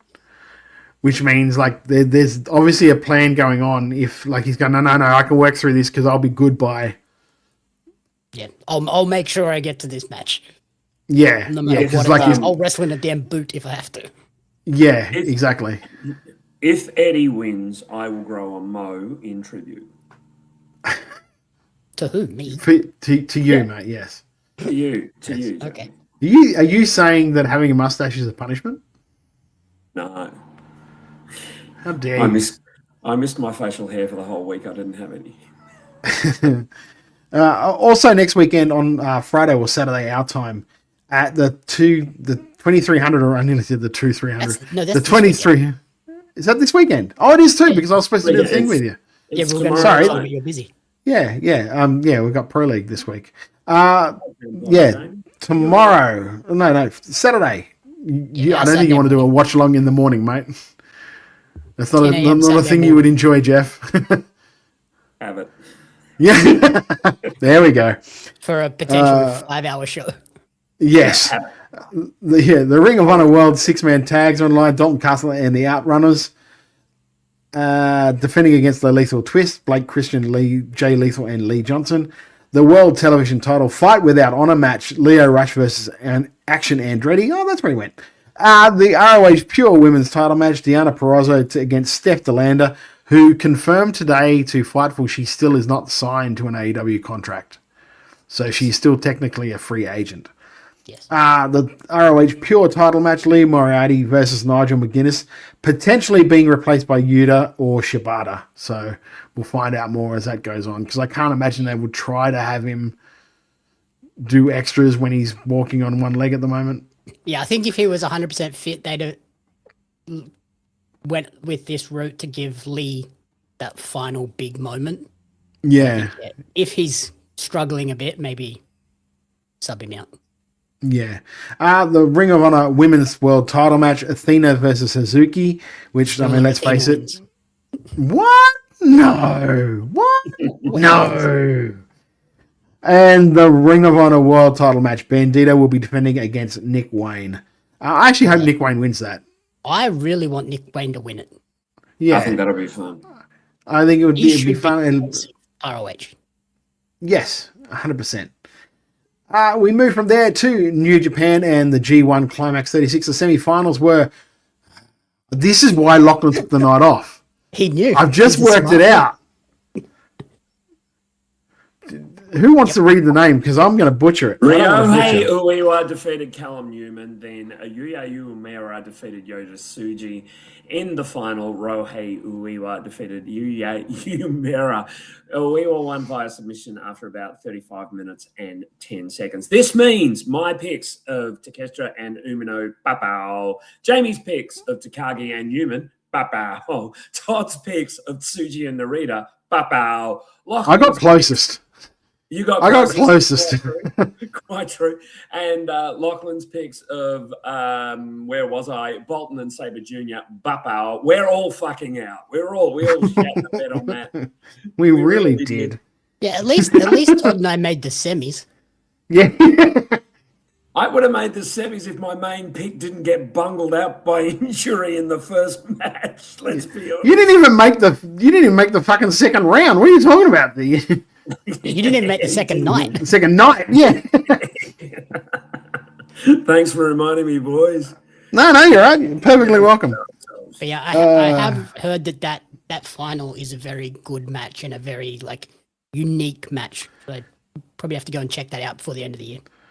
I've also heard very good things about it. Yeah, Alex Farhart said this is likely the youngest G1 finals in ages.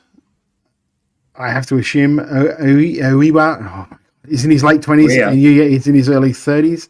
That'd probably be right. And I suppose that does really signal to New Japan's trying to change the guard in New Japan by bringing these young guys up and not just getting them really close and then having them fall at the last hurdle.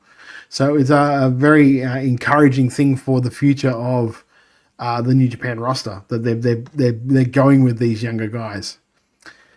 Speaking of going, we're going to have to get ready to get going soon. But before we do that, we have to do what the show is named after. That is chicken salad and chicken shit. First of all, we want to get the bad stuff out of the way. So we're going to have to say... You're a chicken shit. You think you're funny, cracking jokes? I'm chicken shit. Yeah. Jamie, what is your chicken shit for this week, my friend? So this is one I realized as we were wrapping up the show last week, and it still stands. The Motor City Machine Guns still haven't had a goddamn match in AEW. Yeah, I know. That's Not even one of them in a singles match. Just nothing. And it's really starting to annoy me. Because they brought them in, gave them this maybe not as big a deal as they're making the New Day one. I was going to say. Kind of just randomly put them on a collision. Which probably should have set my expectations at that point. But in street clothes? Yeah. Give them a damn match. It was almost like Tony saw them backstage and went, do you want to go out and say something? Yeah. Oh, you guys We'll record it. Yeah, we'll record it. We might put it on air. I'm not sure. But just go and say good day. That's annoying me. Jeff, mate, what is your chicken shit? Thank you for changing mine. So, another conversation. I really, I'm enjoying the Punk Owens feud. Really good. Great feud. But it is resorting to body shaming from Punk to Owens. That is not on. But but that's based on truth. That's based on something that actually happened. That's based on their history. Yeah. Yeah, I know, but it's not good. It's not good. Like, they can find other things to talk about. Kevin Owens... It's not good. I get what you're saying. It's not good. But when it's coming from the guy that seems like the arsehole for doing it, then that's fine. If he was the good, like the flat-out good guy and doing it, I would completely understand what you're saying. But when it's a guy, like, completely... Like, when he's saying it, no one agrees with him. Oh, it's shades of grey, and I agree with you there, but I just don't like seeing it. You know what I mean? Like, I don't think it should be something that we resort to. If you want to give KO shit, you can say, hey, you rely on Sammy too much. You know, you've never actually held the main prize for long. Your title run was just to put, I can't remember, I think it was Goldberg over. Like, you can just really... Yeah, you can, but that's also generic as shit. It is. But whereas there's actual meat on the bone here. Yes, I'm not disagreeing with you, but what I'm saying is it's not good for someone who could be overweight sitting at home watching it. It's a bit dispiriting. And, you know, I'm quite lucky. I'm, you know, pretty, as you guys all know, I'm not huge. I don't have a weight issue, but I just think that there's higher ground than that in my opinion. But here's the thing, right? I am a guy that has weight issues, and yep. I'm completely fine with it because I get where it's coming from. It's coming from the guy who's an asshole saying it. Okay. I mean, that's what I'm saying. Like, if it was coming from like the dead on like babyface and everyone was cheering every time he called him a fat ass, that's completely not cool. This isn't like Piggy James. No, but it's still... What was that, mate? Jamie? That was bad. Also, yes. I think I've had other issues with that promo. Yeah. What's your other issues, mate? The comment about, I can't remember what the disease is, but the... Endometriosis. Yeah. That comment was just like, what the hell was that? Like, it just came out of nowhere, and that's like, that's probably too far for me. That, like, the stuff they're doing with Kevin and calling out his weight, like, that goes back to their Ring of Honor backstage legit personal beef. Whereas that endometriosis line was just like, what was the point of this? Like, that's not even a funny line or joke. I really like what Andy says here. Not everyone is going to be fine with it, though, and they shouldn't make the decision on the audience's behalf. And I think that's a really good way of putting it, Andy. Thank you. Yeah, but they're letting the audience decide that. Isn't that the thing? Like, we're going to say it. You can say if you like it or not. Yeah. That's up to you. It's up to you to take Kevin's side. It's up to you to take Punk's side. This is your decision. I'm not comfortable with that, and I'm certainly not comfortable with the endometriosis crack. So thank you for Jamie. Like, because I think the second part Jamie says, I completely understand. The first part, I just think it's that's a thing where fans decide. And it's what they want. One of those, and if you dodge it, shooting, then people are This is a callback to this thing that happened. That if you're an IWC nerd, you know I said this at some point. Yeah, and if you dodge it, people are going to say, "Yeah, but they've always had a history. This is what the history was." You might as well call attention to it. As long as it doesn't just become the crux of the entire feud. Yeah. I can just hear WWE going, "Hey, Jamie, hold my beer." Really, let's be honest. WWE have never been known for subtlety. And as I said, yes, it's me, but I'm not comfortable with fat shaming. of anyone. And I think that it was a bit, it's a bit of a, really? You had to? Anyway. Alex, I'm going to put yours up on screen. I'm not going to read it because I think you've just written it just because you wanted us to read the name, and I won't. Alex has said, for lack of anything else, bloody hell, Rohei Uiwa, get a new theme or go back to his old one. I heard it in isolation the other day, and bloody hell, it is. They heard it in isolation the other day, and bloody hell, it is awful. It is. There you go. Wild Angels, chicken shit. WWE needs to keep consistent the 30-day title defense rule, and it frustrates the hell out of me. They can't just have a quick match to keep the rules consistent. Agreed. I have a chicken shit, but then when I say my chicken shit, I also have like a question I want to pose to you guys, because it's sort of like a question feeds off this chicken shit. GCW this week had Drake Younger reappear out of nowhere and took the mask off, and like he attacked the champion, I believe, and helped Joseph Sawyer, who was the former, what's his name? He was in the Wyatt Six. Yes. Oh God, Joe Gacy. Yes. Yeah, win their world title. I think it's silly that they've done it, but then it also raises the question of when do you what does somebody have to do to get out of that doghouse that he is in?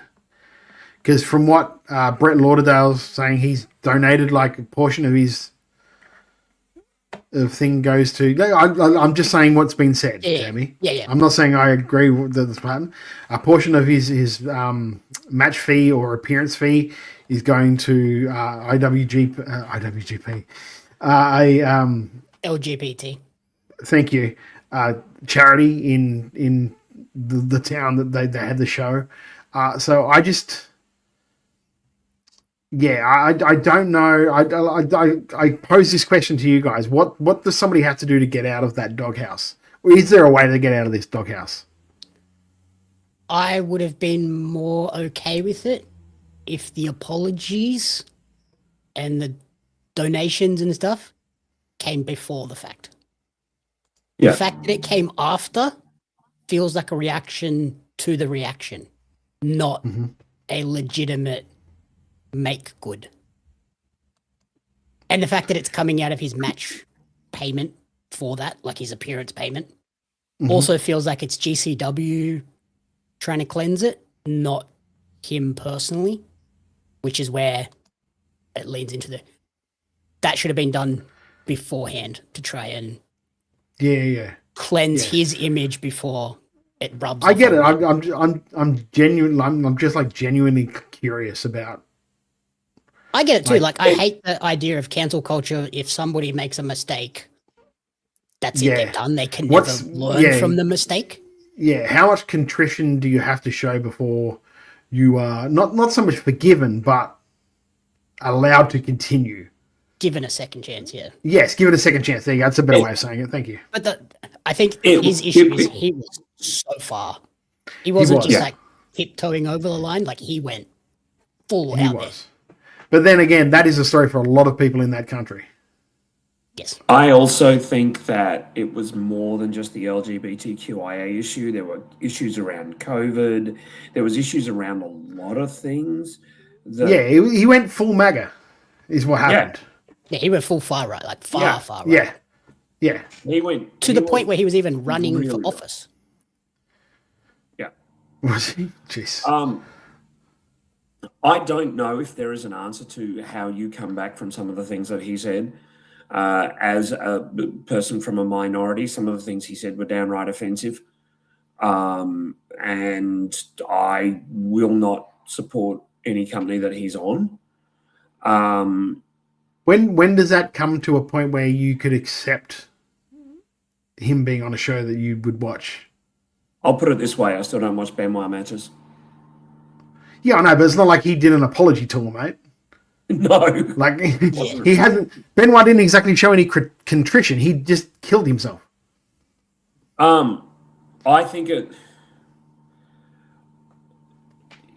I don't know because I've not Like, and this is why I ask, because I'm genuinely curious to like, where is the point where we draw a line? Like, I'm not saying I take any sides either way. No. You're being very. I'm genuinely curious of what it takes to. I think that with the things that he said and some of the actions he took, like, yeah, it's a sliding scale. Like it is a sliding scale. Like the further you went, the longer it's going to take before we go. Okay, maybe he has learned from these. Mm. I found and if you don't have the person around, like if you like just get out of my psyche, how will you ever know if they've changed? Do you know what I mean? That's like a yeah. It's like if you block the person on Twitter, you're never going to see them tweet the apologies and the new actions. Yeah. I found a new metal band a couple of weeks ago. I really liked them. I liked their sound. I liked their style. And I looked them up and I found out that the lead singer and currently only member of that band is a January 6er. So, you know, and Drake Younger is not that far from being a January 6er. Oh, he's not Jericho's wife. He's not Jericho's wife. But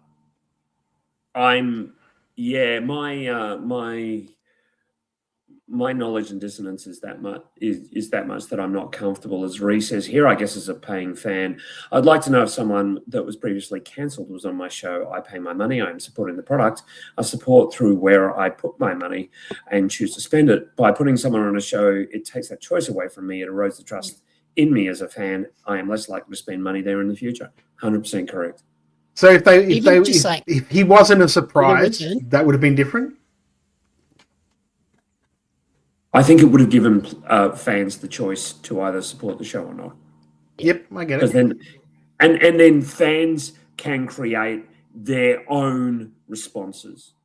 Yeah. Did you see the actual return? Not really. No. I just saw him take the mask off, and if you look at the pictures from it, like there's some stills. Everyone the crowd in the went back, mild. like, the crowd is just like, ugh. It's not a like, oh, fun surprise or we're angry surprise. It's like, oh, we did this. Yeah. It's not the response you wanted. Yeah. And I also think it behooves wrestling companies to avoid some of the more controversial elements within wrestling. And we see it here in Australia, and, you know, let's hope that GCW kind of go, actually, it's probably not the best thing. Yeah, I guess we'll find out going forward. Let's change the tone here for something that we really love and something that the show is named after, and that is... This chicken salad really is the bomb. Jamie, what chicken salad really was the bomb for you this week? Anything Grayson Waller. All of his segments and promos and things have been really good. They're just letting him go back to being the Matty Wahlberg and the character that they signed. The reason that they signed him, and they're letting him do that. Like, yes, the thing with Punk is so contrived because the camera is already running before the confrontation begins, but it was just fun. Did you see the one he did with the YouTube kid or the TikTok kid? Oh wait, it was like the kid asked him a question. You're not going to say your name, like, got to introduce yourself first. Put yourself over first. Yeah, and then just cut. He goes, "I'll do you a favor. I'll cut a promo for you," and then just cut a promo on Zilla. Yep. He's a genuinely good dude. That's why it's so hilarious to see him be such a dickhead. It's hearing him say "lad." I just love it. It's like so Australian. Yep.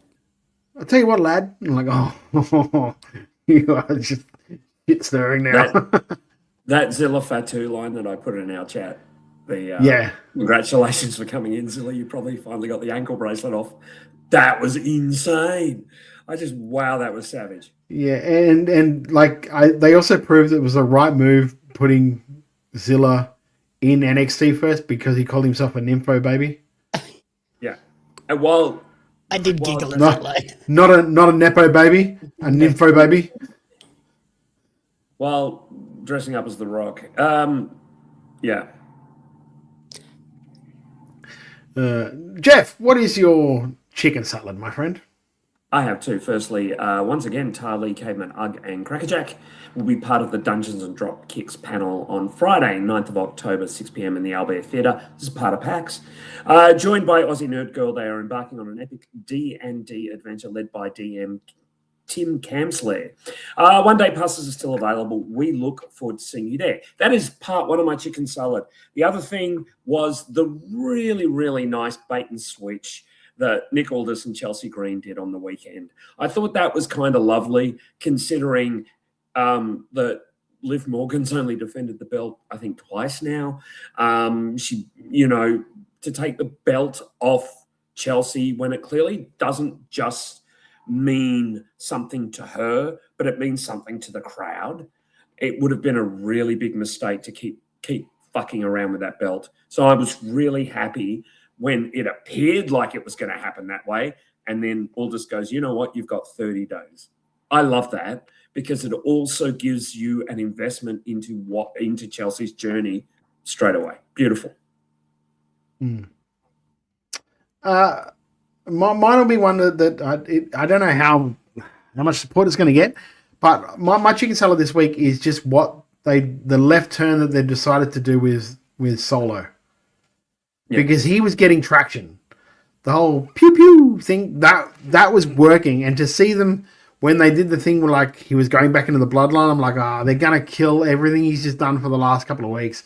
This whole turnaround, the crowd actually really likes him and get behind him, and they're gonna fucking kill him by having him just stand behind and be a zombie behind Roman for the next 6 months. And to have them realize, hang on, we probably need to keep going with this because like let's play the hot hand.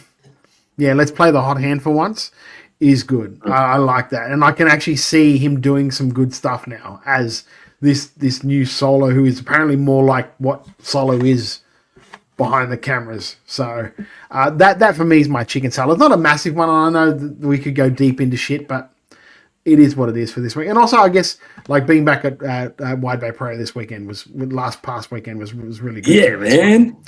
It was fun doing the road trip, even though like you realize at about 2:30 in the morning when you're still driving home, this sucks.